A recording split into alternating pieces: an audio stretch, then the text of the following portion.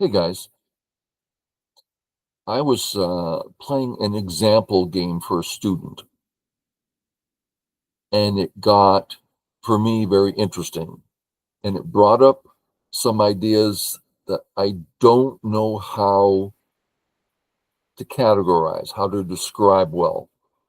To me, they're of particular importance, but I don't know how to put it into words. So it's kind of a mystery to me. I'm kind of hoping that someone out there's has some similar feelings, and when they see it, they're going to go, "Oh, that explains something." Kind of hoping for that. But let's take a look. I'm white. Black is one Don bot.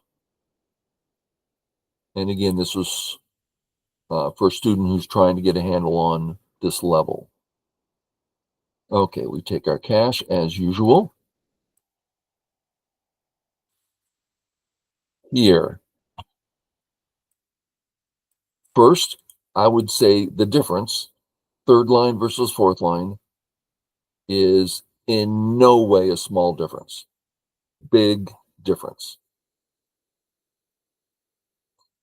Let's look at one of the differences. Okay, we're looking at these four stones. Okay, now we're going to Tawari, which means to change the order of the stones. It helps us see value in stones. I mean, for instance, if I take off O4, oh, we need a stone. Where should I put it? I think O4. Okay, perfect. O3, same thing. We need to come down. Okay, now let's take off P4, black to play. We're perfect there.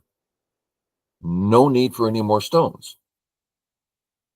Well, if we take a whole move here, that's what, a 20% move? No defense, no attack, no points. Very small move. So third line here is a problem. Now, that's what the bot did, and I'm not trying to say bad bot. I'm just saying I want us to understand this position is awkward, inefficient for black, a definite noticeable loss of value. Okay, now let's put it on the fourth line.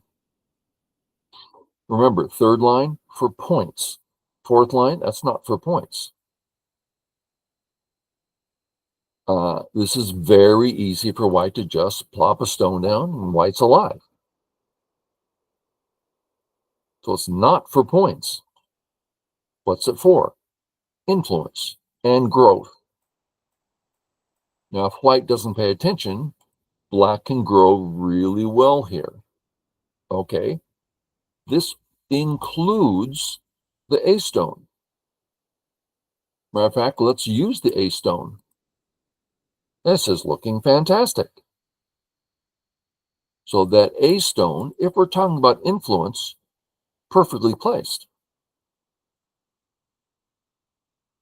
Okay. So big difference. Okay, let's go forward. White, black, fine. The top is big. My two stones are face that direction, so the top is big. Black likes it, white likes it. This black stone is perfectly safe. 3 options for health. White's wall's just negated. Now, Modern Go says this isn't the best spot, but it's certainly 95, 98%. It's still a good move. Okay, we continue here. This is the main point of this discussion. Okay. To get a handle on this, we're going to talk about the A-B relationship. Remember, if it's A-C, we already know. Influence, which will eventually be turned into an attack, or points. That's what's great about influence. You're either going to get a lot of points, or he comes in and you attack for free points. So we love influence. Okay. But here, it's not the case. So the A-B relationship, what do they want? Well, what would be perfect is this. It's the go wave that all groups desire. Start at the third line, up to the fourth line, and then you come back down to the third line. The go wave. It's perfect, perfectly efficient. So this white stone is doing a whole lot of good things. Let's name some. Building Area 1. And white is in a position to build Area 1. There's nothing inefficient about it at all. Very nice. Yes, this might give black Area 2, but is in Area 1 bigger? Well, Area 2 is more practical. When black plays there, he's going to be getting points. When white plays on the left, he's not getting points yet, just potential. And that's probably part one, is for white, this is not a practical move. For black, it is. To me, when I play this move, which I don't play this move, this is not my move, it reeks of equity. I'll take the left, you take the bottom. We won't worry about anything else. To me, that completely misses the point. What's the point? The point is the A-B relationship. If we play here, we ask that relationship to be perfect. So if our focus is the relationship of his stones, let's ask another question. What's he going to do now? Well, if he goes this way, he's losing all those points. And we get Sente to negate the wall. They didn't work together. Certainly not to perfection. If he goes this way, is he going to spend another move to take the bottom? If he does, it's just too slow. It's painfully slow. If he doesn't, we can flatten it. If we want, we can invade it, right? He can't, yeah. So it's a bad relationship. I'm not saying the A group is weak. I'm saying the A wall and the B stone are in a relationship, but they're not doing anything. Low stones don't do well with points. So let's just put it here. I mean, what, here? What do you do here?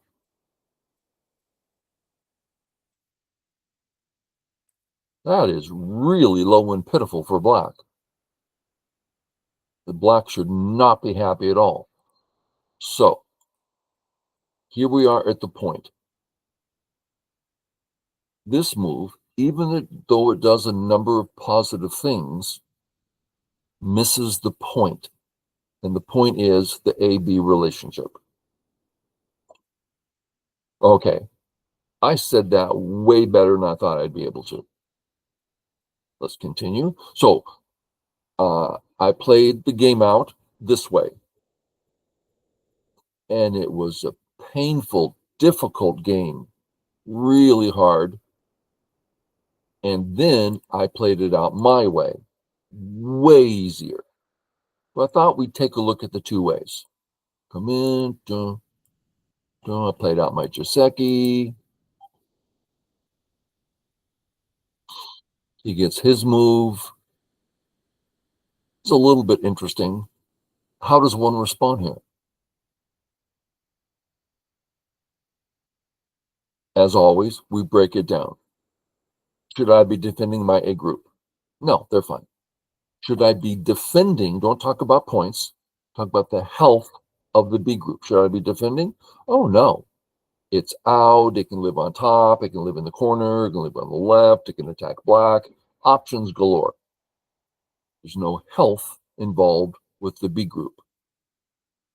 The final question, area 1. Well, if I play, I get in the neighborhood of 5 more points than if I don't play. So let's have black play first there. And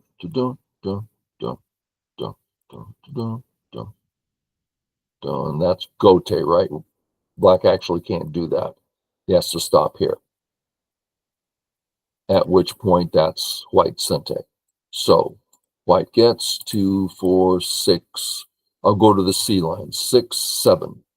7 points for white, including the C line. And if I play first, if I play this one, I'm leaving some really nasty aji in there. That's not something I'm going to do. I'm going to do it this way, which gives him in game. Now let's put the 6 points back. 1, 2, 3, 4, 5, 6. We gained 3 points by playing first. Now, there are other differences. If we play first, black's weaker. Yeah, there's other differences. But if we ask, is white weak? No. Is black weak? No. Whatever we do, he's going to be fine. Is it a big area? No. So I played away. This is something that's really hard for Q players, to play away. Okay, I play away, take my 3-3. This is a little bit interesting.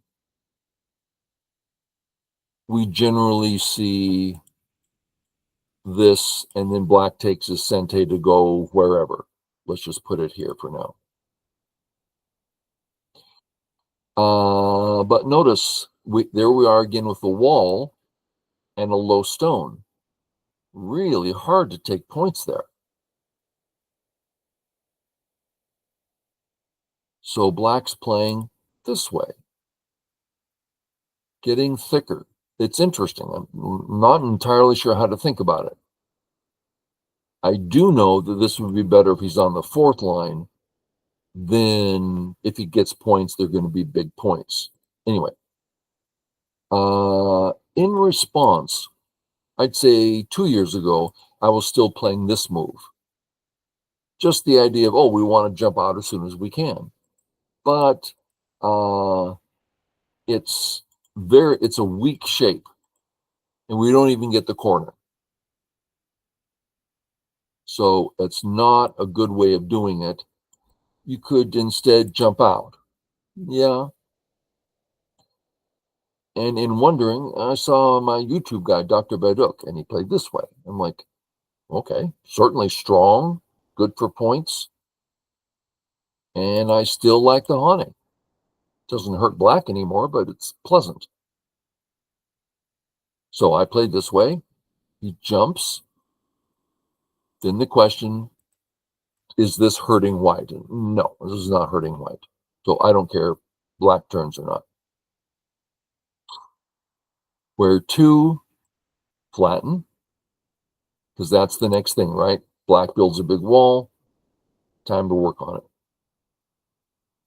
The idea of invading, I think it might be possible, but incredibly painful. Way better for black. Yeah, we take all the points away. But if we do that,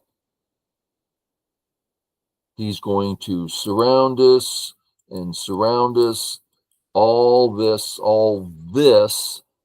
in sente. Yeah, we end up with 3 points. It's like, no, not worth it.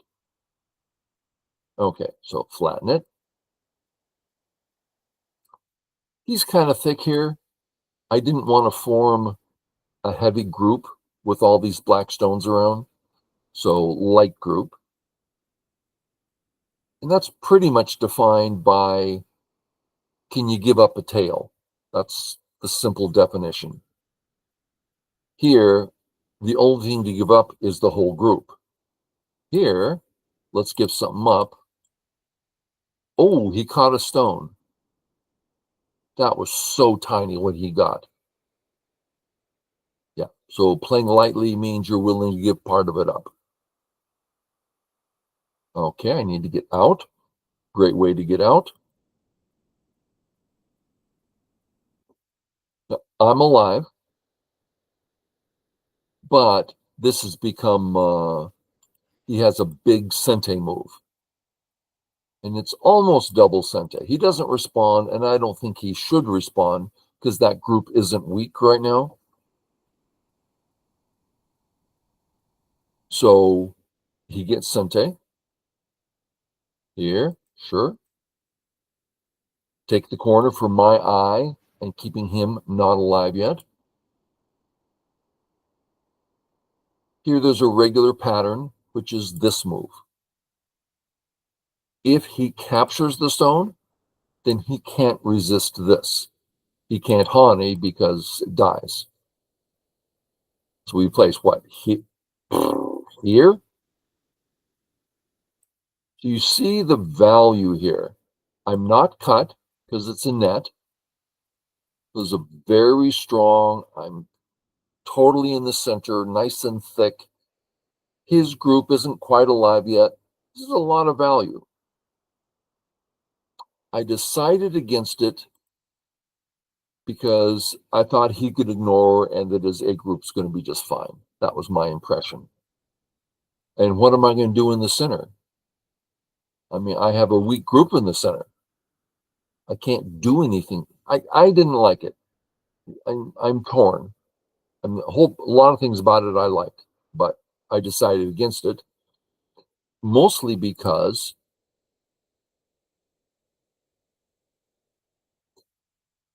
his A group, I can drop down in Sente. He has to live. Or I can play here in Sente. Ah, points times 2. That I like. I preferred that. Whether I'm right or wrong. He goes for life. I get one nice Sente move. He connects. Okay. I don't see any immediate way to bother the A group. So we can look at the right. Yuck. I'd literally rather shoot myself than play this move. I don't know if I would literally do it, but this is just a horrible move. I considered this a little bit better, but still just not much. Okay. That leaves the bottom. So I'm going to play on the bottom. Options. There's a few of them. Shoulder hit. It's pretty obvious. Dun, dun, dun, dun, dun, dun, dun. Okay. He's flattened. I've got center potential. Good.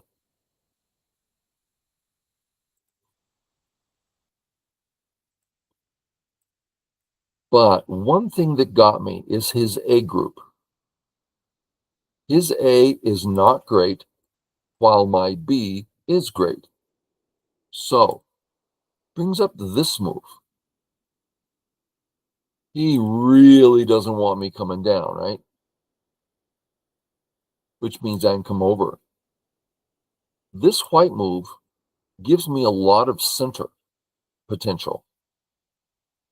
Based on that, I chose the higher forcing move. Dun, dun, dun, dun, dun, dun, dun, dun. Okay, very similar to that way. Let's look at the difference. This versus this. This is thicker, 4 in a row. He might get an extra point out of it, I'm not sure. No, same points. Although my A stone, my 1 stone can be cut. He can actually capture the 1 stone. I don't see that as a big deal. But my center wall is stronger. Okay.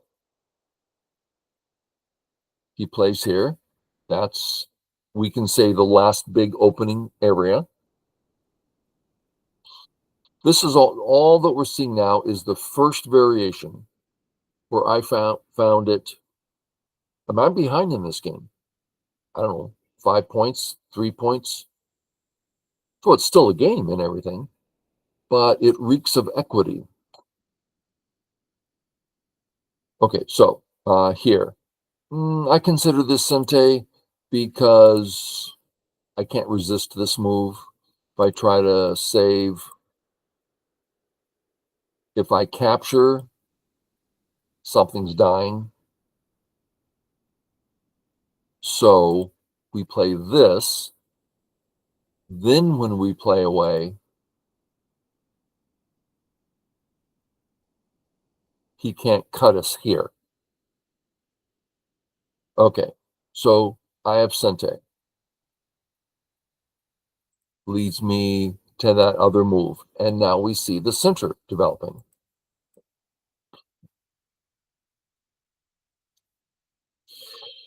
Two choices here. A, which gives me area 1. Kind of a small area. Or here, giving me center, which goes along with all my other stones.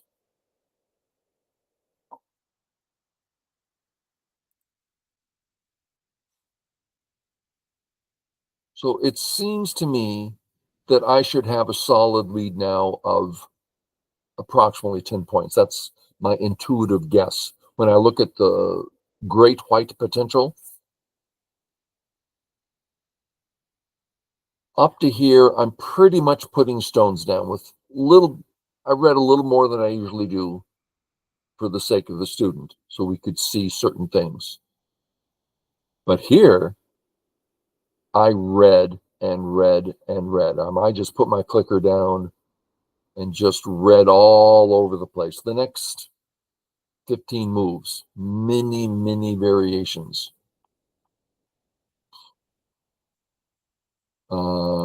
So like if here,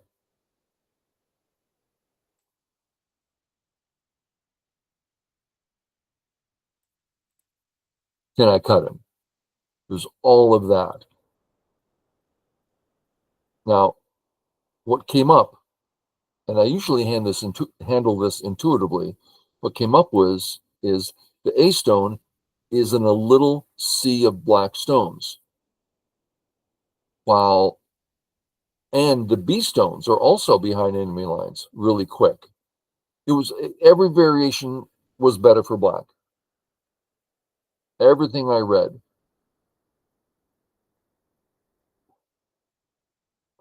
I backed off here, thinking I had enough points to back off.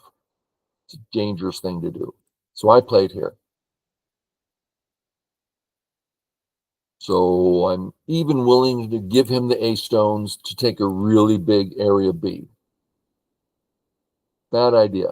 I need to make the contact play and do some maneuvering, negotiating. He plays here, back to the reading. Can we go this way? Can I cut? Can I cut here? All the answers came back really messy, weak for white. Well, what if I back off first and then fight? Same thing, weak for white. Everything I looked at, weak for white. So my back off move forced me to back off. And that brought him back where he's 2-3 points ahead again. That was painful.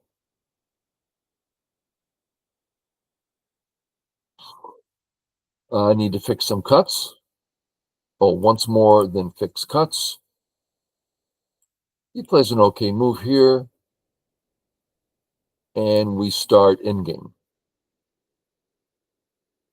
Now, the only thing else interesting in this game is I'm going to just run through quickly to get to it.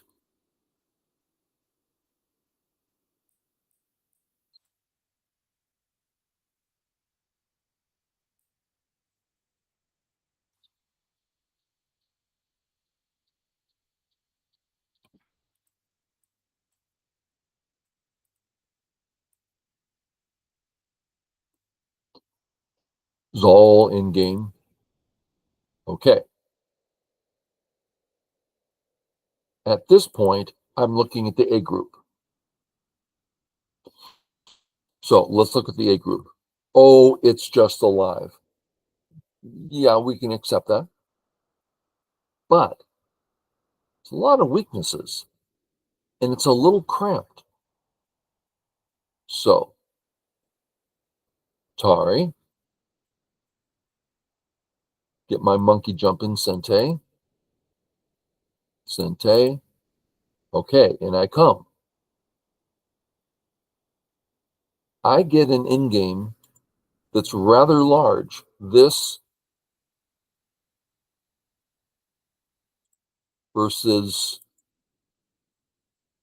this, the big difference, partly just the simple effect in the corner, but also because it keeps going. He has to play another move or Atari kill. So it's in-game that keeps going. That's what you want to find. Now that can be in the opening, middle game, or in-game. Finding moves that are interesting. They're interesting because they have a future. That's what makes them interesting. Could be the gaps they leave behind. Could be the shape. Ooh, he has some bad shape. Nothing happens for another 100 moves, but it's there to the rest of the game. And it's a bad shape sitting there. It's going to come back to haunt you. So we do this. He plays away. Take my Sente. And now this is a medium size in-game move affecting his group. Hane, we're seeing the weakness. Sente. Now that's a lot of in-game I played against this. Squeezed it from all sides. That's enough. Every one of those was big and times two. I get it versus him getting it. Then he plays away. And that's deadly. He just dies now. Just a dead group. Which put me, what, 30, 40 points ahead. Okay, but it was long and difficult. Now, kind of like this video, let's try, here it is. So this allowed him to make this good relationship full of points, efficient points. So let's look at the 3-3, where he doesn't get that.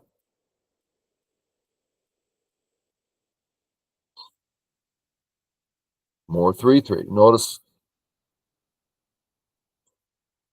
I get area 1 points.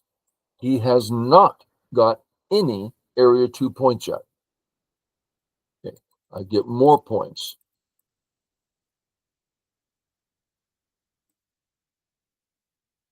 I was planning on just a reduction here.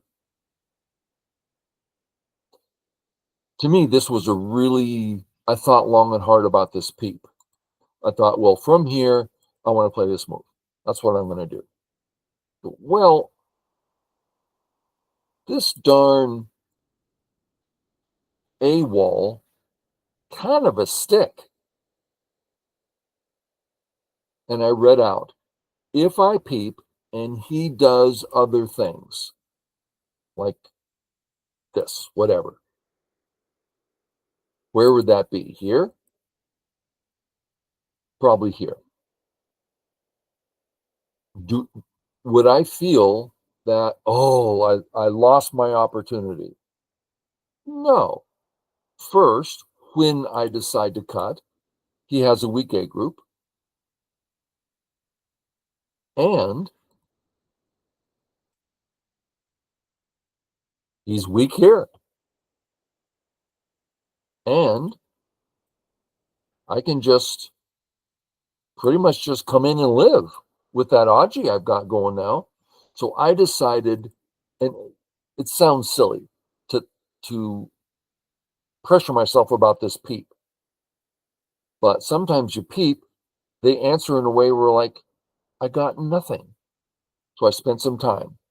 Yes, and indeed he played. Well, now I'm no longer going to play the shoulder hit. I'm going to play the splitting move because to me he looks like a stick. And look at his other group on the bottom. Doesn't that look like that's a pain in the neck? I think this white move is affecting everything around it. That's why I played it. Okay. To me, this move is very similar to the 3-3. It's making his relationships uncomfortable. Okay. He plays here, walk out. Lots of black around, so I need some help. So contact. I don't mind contacting. Sure, it helps him. Give me a break. I can't hurt him. I have a weak group. A few decisions here. Cut. Just a sacrifice stone. Sacrifice. Sacrifice. Tari. Sente. Sente. Sente. Sente. Connect. Total invasion, resulting in serious thickness for me into the center. And my A stone is still a big effect on that group. So path 1, easy relationship for him, difficult game. This way, making him have uncomfortable things. Things are coming along. His positions are, way better for white and easier. Let's see if there's anything else. Oh, he plays this way. It just means I kill the corner, which is big, but notice his top is big too. I've had a computer give away the corner like this more than once. And the outside has surprised me a number of times that it's big. Now, if he played this way, then the corner dies on a larger scale, which means I should have played this earlier. If I played it earlier, of course he plays here. Well, if he would pay attention, it just means the game would have been different, and I'm happy to get the corner. Okay. Plays in. I don't see a problem with the health of my A group, so I flatten him.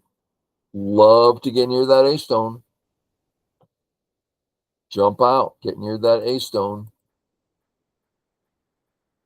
Good. Once here, because I see things like, for instance, white plays here. The entire black group is not alive. So coming down here is big, stopping black from getting the points, but also affects both black groups as long as I have the time. Like if he comes after me right away, will that be okay? I decided yes. I have some question about that. Oh, that's just silly, right? Tari and connect. Now I have great shape. I'm way out. The only thing to keep an eye for white now, white's just ahead on points. But notice the A group, no eyes. Oh, yeah, but it's out and it's thick. Yeah, that's true, but it doesn't have any eyes. Check out the B group. No eyes. Yeah, but it's out and it's strong. Yeah, but no eyes. Two no-eyed groups coming towards each other, you could be in a world of hurt. So you gotta pay attention here. Easy way to lose the game. Boom. I think that's a valuable stone. I'm happy to. That's Sente. Take the peep. Oh, and he let me cut him. Computers do this when they're feeling behind. They start reaching for things they shouldn't reach for. So this is just outright mistake. He's trying to catch up. I cut. He's dying horribly. He goes for life. Defend both my center groups as I attack the right. If I thought, oh, I want to attack that group of his, probably here. But now he can, to put it bluntly, he can start splitting my groups. Now he can't do that right now, but he can control that. So this is number one, defense. That's how to lose the game is you didn't defend yourself. Okay, defense, and I happen to be attacking, which is a good thing. Okay. Boom, boom, just attack it. Fun to attack.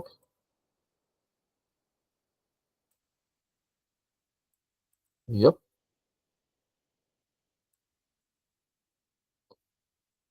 Okay. Q players are going to play probably here all the time. If not there, then here.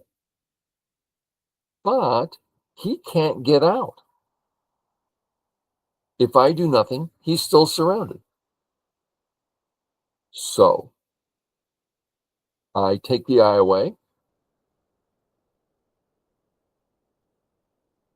I had all this read out. Atari. Cut. So if he cuts me, I just kill him. He comes down, which is in Gote, because I've captured these two stones already.